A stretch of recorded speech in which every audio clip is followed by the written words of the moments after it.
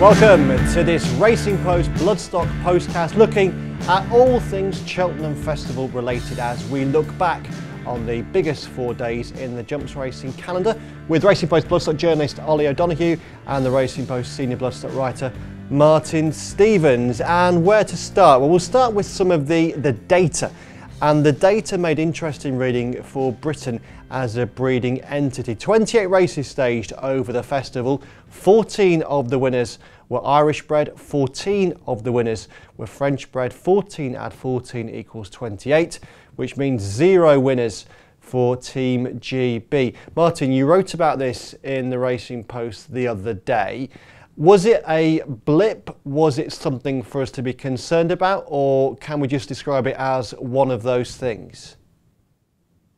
Yeah, I think it's probably one of those things, a statistical anomaly, because I think there's always been between 2 and as many as 8 winners in every other festival in the last 10 or 11 years. So it's probably a bit early to start writing about writing obituaries for British jumps breeding.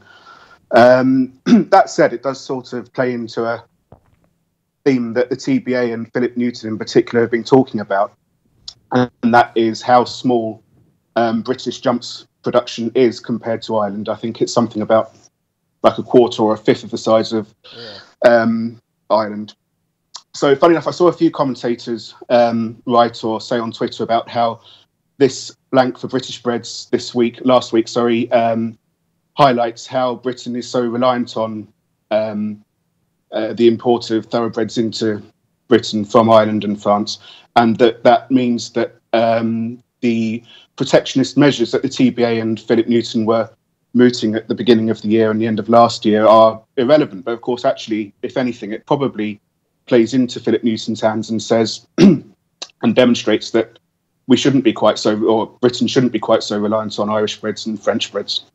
What's your personal position on that, Martin? Oh, I tend not to have a personal position on it. The market will probably show, and horses come from where they need to come from. Really, it's I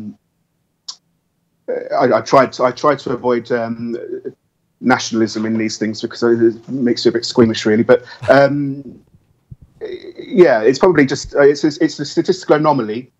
And I think probably people wouldn't want to gloat about it, because actually gloating about it would play into the hands of the TBA and Philip Newton, and it sort of proves his point, really. Ollie, Martin describing it as an anomaly. Would you share that attitude? Yeah, I think so. Obviously, it wasn't good that they didn't field the winner, but what I saw was that it was actually the lowest number of British bred runners at the festival in the last 12 years. I mean, they had like 112 maybe not so long ago, and this year they had 68 runners, so kind of a numbers game, really, so less darts to throw at the board and less chance of hitting the target, really. And if that's an anomaly, is there anything we need to read into the success of the French breds at the festival? That then was the polar opposite. They had twice as many runners as 6 or 7 years ago, and they had twice as many winners, and they were pretty much operating at the same strike rate of about 8% of their runners winning. So really, we're just seeing more and more French breds, and maybe that's why we saw so many in the winners' enclosure. Okay, Martin, would you share that view on the French festival success? Yeah, well, it's another point really to make, that British and Irish breeders should probably need to look to their laurels when it comes to the French success at Cheltenham last week, because they do seem rather dominant in the Grade 1 races. I think they had half the Grade 1 winners. They had the clean sweep in the Gold Cup. So there's obviously things going on in French breeding which make their exports very, very attractive for Irish and British jumps racing. And I guess breeders in Ireland and Britain would do well to maybe try and emulate some of that success by looking at the aspects of what goes on in France, how they breed, how they nurture their young horses. And of course, Willie Mullins had great success with his French breds last week. Yeah, exactly. I mean, he always has, hasn't he, though, yeah. Going back to Quevega and, Sir de Champs and all sorts of horses like that. I mean, it's nothing new, is it, French bred success at Cheltenham or with jumps trainers. Martin Pike was a big fan going back to the 80s. things like that. It's just, I think the the success has snowballed, and therefore more and more Irish and British owners want those French breds. So it's just, I think the 14 winners last week, which was a new high, was probably just seeing that cumulative effect, really. Ollie, if we're saying therefore that it was a statistical anomaly and the British zero wasn't necessarily a big surprise in that sense, what were the surprises of the Cheltenham Festival? And who were the sires, who were the horses who maybe outperformed their pedigree? I think it goes back to the usual ones, the likes of Faugheen, like when he was bought as a foal. There was no black type under his first 3 dams, and we see him coming back year after year, and it's just been a credit to his breeder and his pinhooker. Another one then is the likes of Road to Respect. Yeah. Road to Respect was bought in when the mare was in foal. She was carrying him, and she had a filly foal at foot, and the Ivy Rothwell bought all 3 of them for €400. So really, I suppose they're consistently outrunning their pedigree. Okay, Martin, would you agree? What did you take as the big storylines, the big Bloodstock storylines at the festival?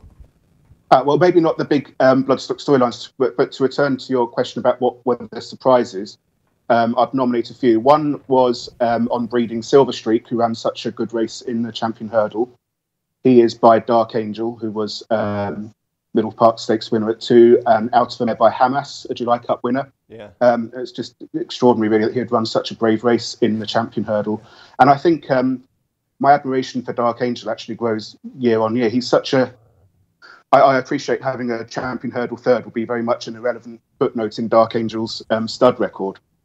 But his progeny are just so brave, and they just put so much in and have so much fortitude. He also had a good staying chaser, Guitar Pete, and Satanic Beat with Jed O'Keefe, I think. He's just really, really admirable, Dark Angel. Of course, it's not his day job getting jumpers, but it's a very good sign, I think, for what he puts into horses, that he manages to get these good jumpers. And the other surprising thing is, I think, about pedigrees is that, and it ties into the conversation about French breds, a lot of those French bred horses who we revere and who did well last week are by quite ordinary sires.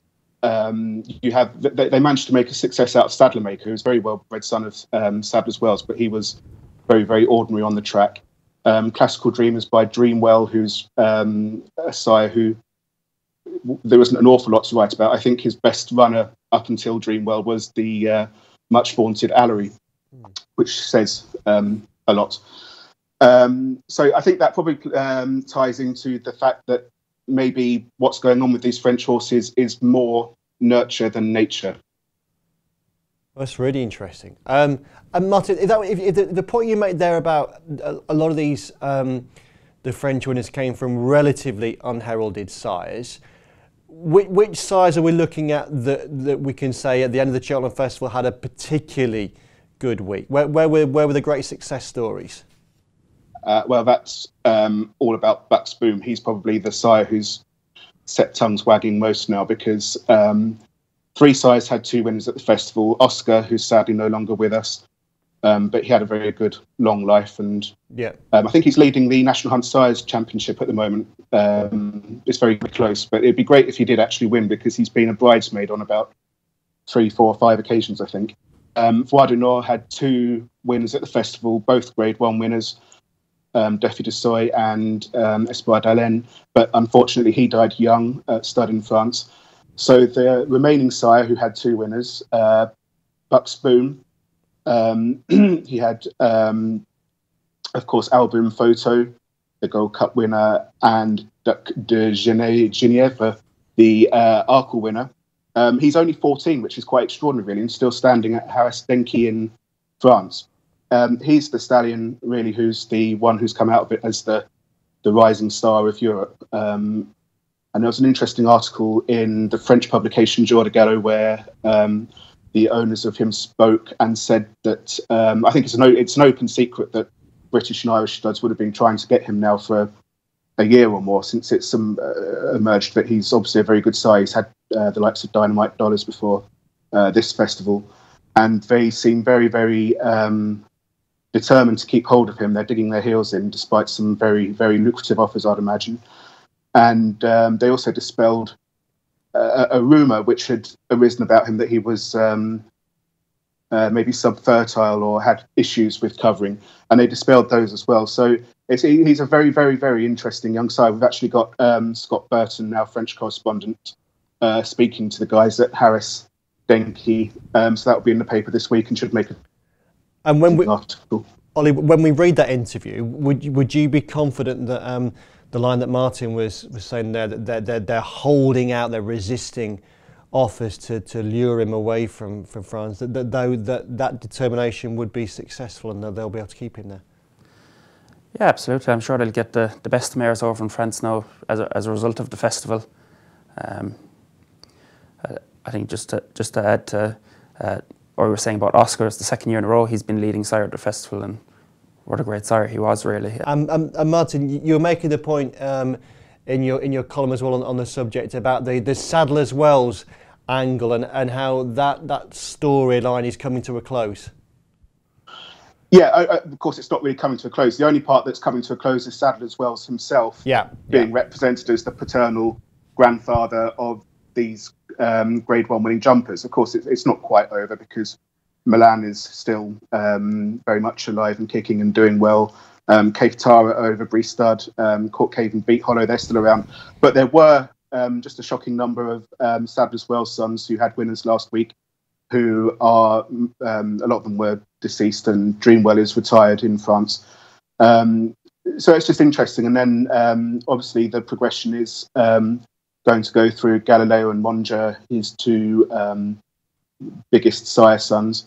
Another surprise I thought, which I meant to write about in the column and run out of space, was that the best jumper at the moment is perhaps Altior, who's by High Chaparral, as one of the other great sons of Sadlers Wells.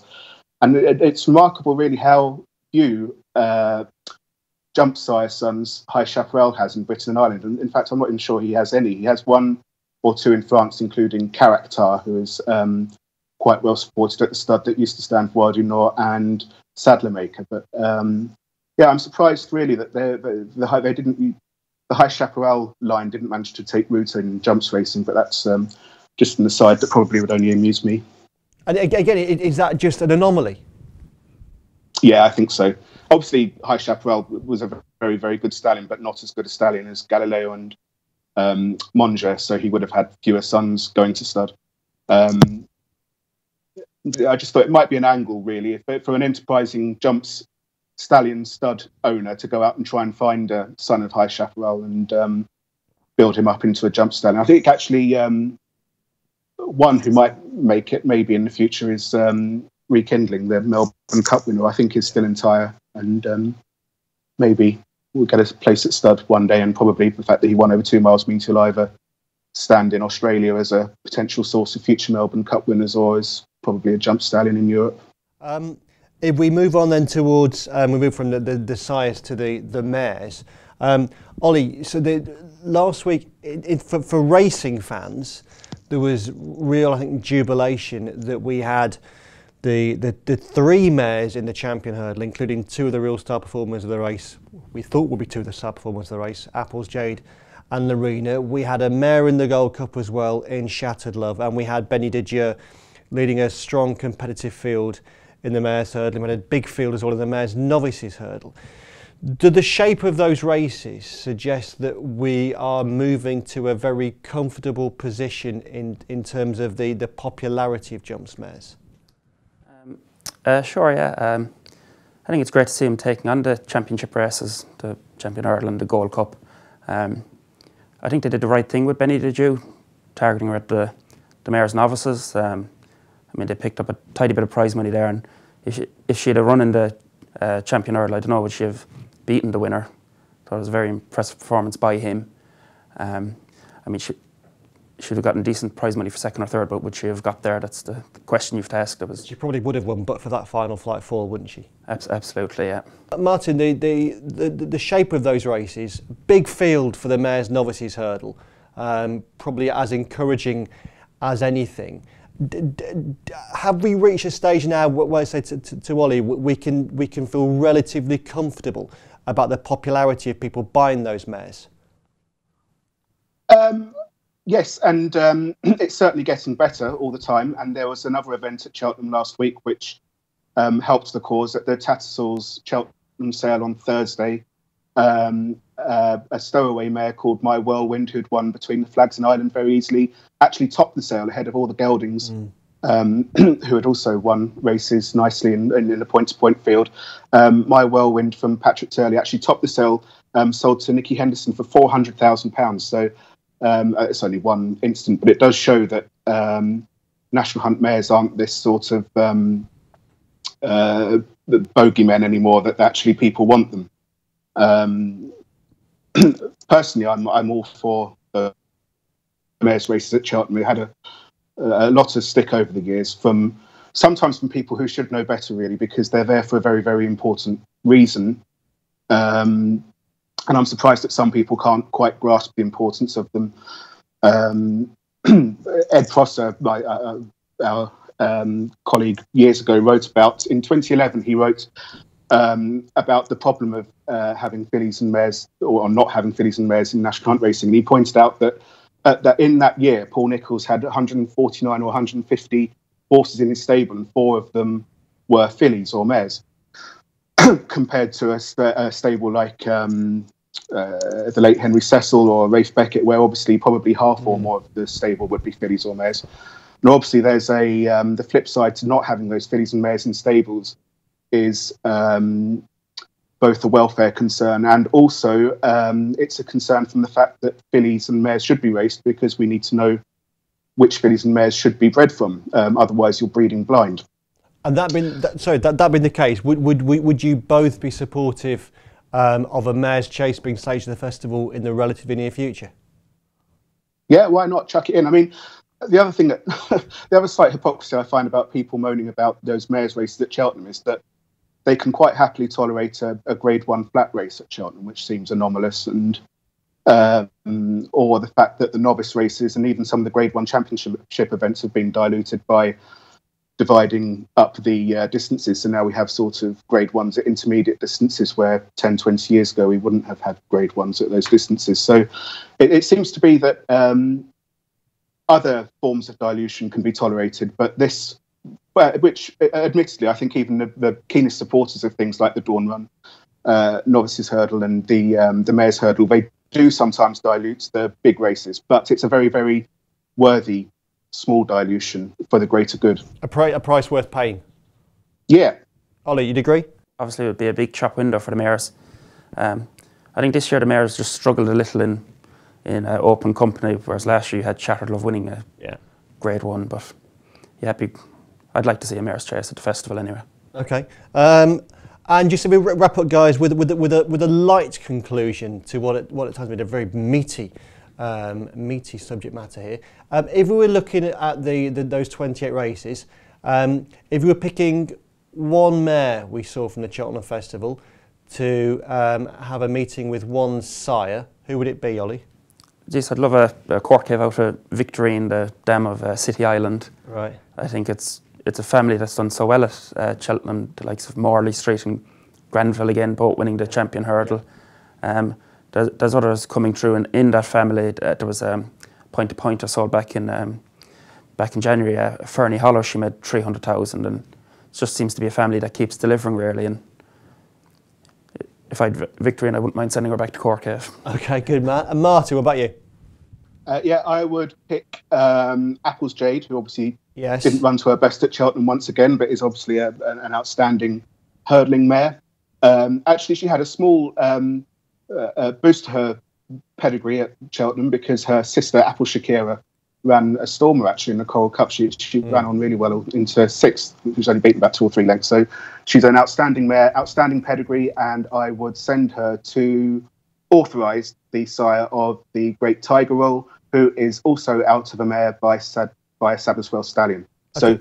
So my dream foal would be bred on very similar lines to Tiger Roll. Well, I have no doubt that Michael and Eddie O'Leary are both watching and listening, and they will heed those words hopefully not instantly, but in a couple of years' time maybe.